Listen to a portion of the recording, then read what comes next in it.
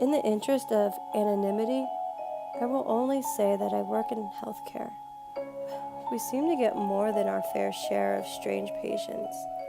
One specifically has been on my mind lately. The girl in question, a recent admission, had a story disturbing enough to run through the interdepartment grapevine fairly often. Tired of hearing the same gossip repeating endlessly, I pulled and read her file, intending to debunk the rumors. I wish I hadn't. The following is a cleaned-up version of her personal written account. This is all a misunderstanding. Honestly, I'm fine. I'm not the problem. There is someone else out there responsible for this. They're doing this to torture me. I shouldn't be here. Yes, I've had some issues with body image. That much is true. I was actually failing yet another diet when this first happened. We were out celebrating Becky's promotion. The 5 of us were at dinner. It was a really nice restaurant. And my diet willpower was running on empty. We all had a glass or 2 of wine by the time my salad came. I had resolved to only eating half of it, and only that much, so not to cause a scene on Becky's night. The girls pestered me whenever I refused to eat. Still, I couldn't help but think if it was a coincidence that the skinniest out of the 5 of us was the first to get the promotion. We all graduated more than a year ago, and the real world was a slap in the face. None of us were really where we wanted to be, except Becky, of course. Hunger filled me with constant pain, and hating myself for it stressed me to the limit. So when the waiter put cheese on my salad, I didn't stop him. I wanted to throw the salad away, to refuse to eat it, but I was so hungry. And then, 2 bites in, angry but putting on a happy face for the girls, I found a long black hair wrapping around a piece of lettuce. It immediately disgusted me. I'd almost eaten it without realizing it. We got our meals for free, and the girls didn't even bother me when I couldn't bring myself to eat. The hair had knocked out my hunger completely. I was on cloud 9 for the next day or 2. I wasn't hungry. I wasn't stressed. It was amazing. I thought I'd stumble onto some great new form of self-control. But the girls thought otherwise. Or maybe it was just Becky. I was at lunch with Andrea when the hunger began to reach a breaking point again. Depleted, sad, lonely, I gave in and ordered a large salad. Andrea smiled and said something about being there for me if I needed to talk. I bet she was in on it too. In my memories, her smile seems vaguely sinister and mocking, as if she anticipated what would happen next. I found a fingernail in my salad. A fake red fingernail. Those things are disgusting. There's so many germs under them. I know. Lunch was free again, but I couldn't bring myself to eat. The shock and disgust again knocked out my hunger completely. Part of me was relieved and empowered. I was going on 2 weeks without eating, and this whole disgust thing was really helping me lose weight. But I'm not crazy or stupid. I know that you have to eat sometimes. Another day or 2 passed, and I ordered a chicken salad while at brunch with Becky. She kept gloating on and on about her new job and how her boss was hitting on her. I hated her so much secretly, even if outwardly I was happy for her. I was mainly focused on my salad, though. It was a sweet relief finally eating, until I bit down on something hard and squishy. I spit it out quickly. I remember Becky's exact words. "Oh my God, is that a toe?" I remember staring at the thing as it sat on my napkin. It was mushed, ground up, red and cooked a little, but a bone clearly stuck out of it.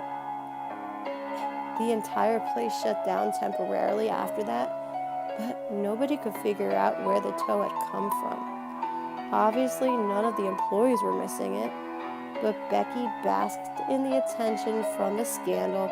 She even got a local television channel to come and interview her, even though it was my salad that the toe was in. This is a travesty. People can seriously get sick if they accidentally eat things like this, she said to the reporter. I was starting to wonder whether she had something to do with it. Shock overwhelmed me, dispelling my hunger for a little under a day. But my relief and enjoyment was short-lived. I knew I had to start eating again sooner rather than later. Not up for any more Becky's sick pranks, I decided to scope the vending machines out at the mall. I hated myself so much right about then, staring at candy bars and feeling weak. But I had to eat, and I had no willpower left. Chocolate would make everything right. I bit into that thing so amazing. Sweet, sweet chocolate. It was only 2 bites in that I saw something poking out between the wrapper and the candy bar. Halfway down, pulling the wrapper back, I couldn't help but hurl it on the floor as I puked up everything I had eaten. Pressed between the wrapper and chocolate was unmistakably a flap of skin. Had it been sliced off somebody? Traces of blood still? God, oh. But how the hell had Becky done it? How had she known? I was full-on terrified and angry then, even if a tiny part of me had been relieved to throw up the 2 bites I'd eaten. Tortured, but still fighting my own urge not to eat. I ordered a slice of pizza at the food court. It came with a large bubble in the crust. Sickeningly despairing, I ripped it open, finding what looked like someone's cornea cooked inside. Goddamn Becky. She had to be somewhere around tracking me, doing this to me. Did you have the help of all the girls? I drove. By nightfall, I ended up across the state line. I pulled into a backwater restaurant I'd never heard of. Relieved, I ordered a hamburger from the polite old man who probably owned the place. There was no way Becky or the girls could interfere with my food here. The hamburger, slid in front of me on a quaintly decorated plate, looked like the most delicious thing ever. I still considered not eating, still considered continuing my diet, and I hated myself for giving in. But I didn't want to die. People have to eat. I paused before biting in.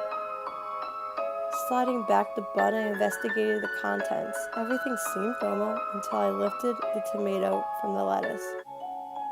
I couldn't tell what it was at first. A pinkish, grayish blob?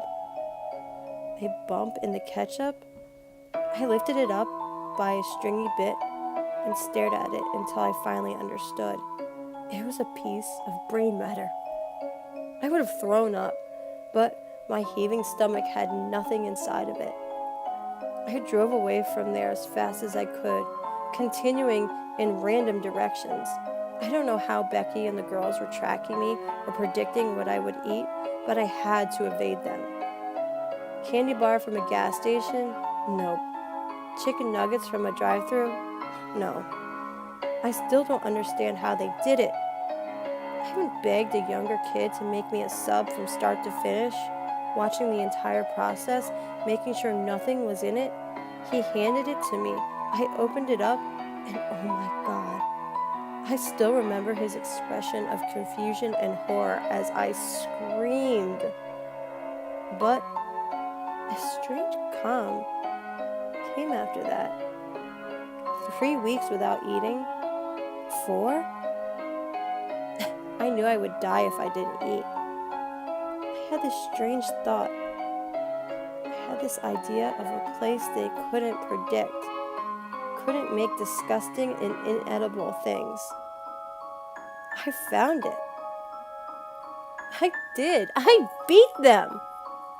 I found the most delicious salad, and I ate it, gorging, knowing I was finally saved. But I'll be honest, that wasn't what I expected to find the first time I did it.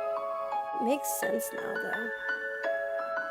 When I cracked his skull open with that pipe, I almost couldn't believe it.